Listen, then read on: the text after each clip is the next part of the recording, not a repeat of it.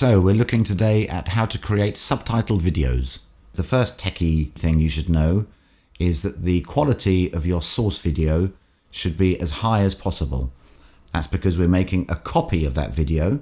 So if your original video isn't very good quality, then don't expect your output video to be better. It'll be worse. So how do we check the quality of a video? I've got one loaded here in Spot. It's a WMV file, and if you click the file name here of the video, that opens the media properties window, and this window has various bits of information about the video. The most important part for us is the section bit rate, and this video has a bit rate of 8,000 kilobits, and that's of sufficient quality for this sort of test. Note also that it tells you here the video width and height. That's important to know as well. Let's close that and let's move straight on to techie thing part 2, the timing of your subtitle file. You must always time from midnight. The file that you can see on screen here, the first subtitle, comes in at 10 o'clock. That means that if I were to encode it now, the subtitles would never be visible because the first subtitle starts after 10 hours. And the video we have here, you can have a look there, only lasts a minute and a half. So that means we need to do an offset. That's always fun. Cues, offset. And instead of 10 o'clock, I'm going to set this to come in at 0 and let's say just 10 frames, like that. Click OK. Right, and now our first subtitle begins at 10 frames and not at 10 o'clock, 10 hours. Now we just open the actual encoder, and that's Tools Video Converter, which opens the Spot CVT window. Let me just put it up there so you can see it. Because I had a file open, a video file open, that's already been filled in here as the source video, and the same goes for the subtitle file, that's been filled in here already. Now we need to decide what font to use and how our subtitles will appear.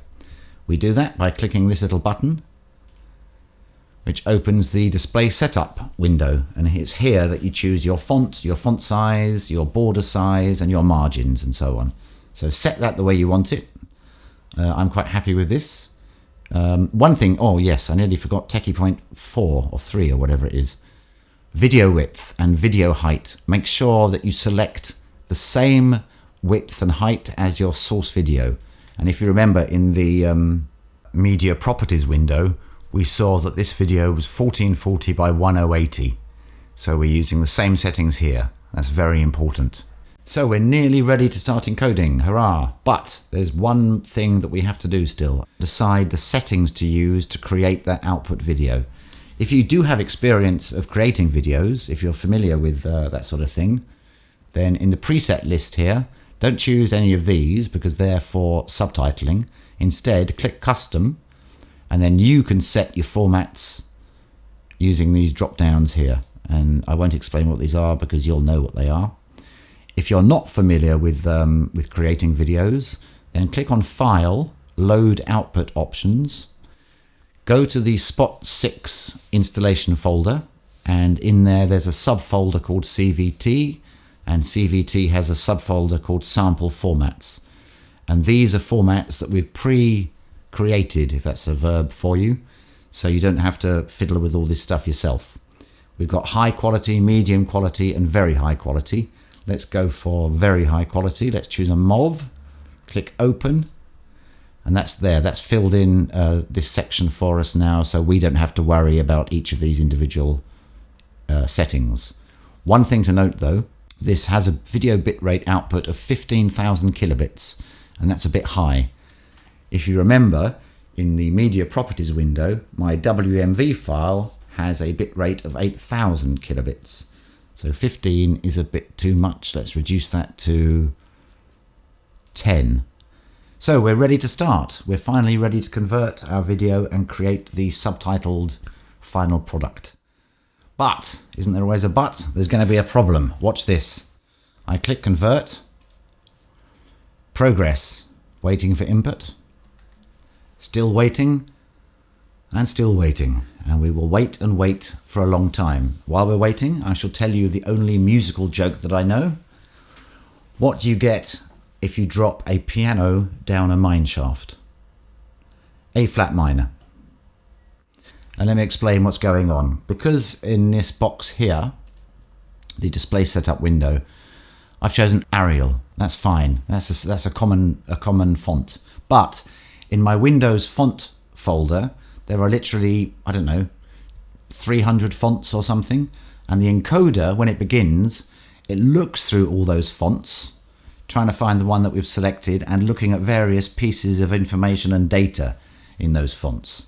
And that's why this is taking so long. To speed things up, we have to create a fonts folder for the encoder and then copy the font we're using into that folder. That means the startup process will be much faster because the encoder only needs to process the data in that one font in the folder instead of the data in the 300 or so fonts in the Windows fonts folder. So we need to select our font location, and we do that by clicking the fonts button here. I'm going to select my D drive. I have my files here, and I'm going to create my folder in my files folder. The folder must be called fonts. So there we are, fonts, and then click OK and OK.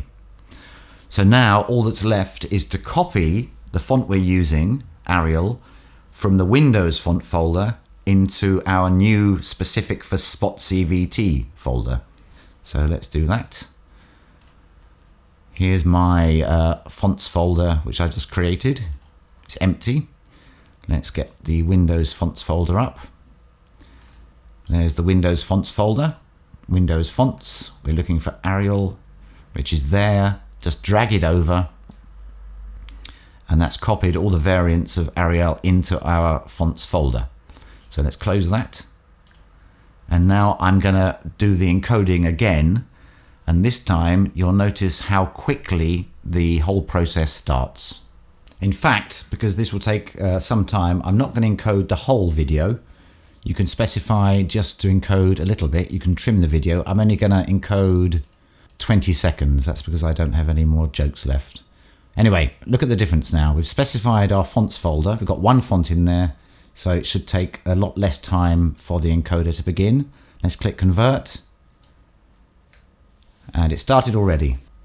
And there we are, conversion complete. So let's have a look at the final product. This is the fun part. This is where we look at our subtitles and see if they appear the way we want them to. And there we are. I would probably, in hindsight, change the spacing between the rows because that bit here is a bit too close. I think that's probably because the aspect ratio of this video is slightly weird. I may even reduce the font size or possibly the border, but it's not bad for a first attempt, and you may find that you need a couple of attempts to get your subtitles to look the way you want, and that's why it's best perhaps at the beginning when you're just starting out to only encode 10 or 15 seconds so you can check your subtitles and change anything if you want, and then you can start again. So that's it. That's how to encode subtitles. I hope it hasn't been too much trouble watching this, and if you have a question then just please send us an email or post a comment down there below.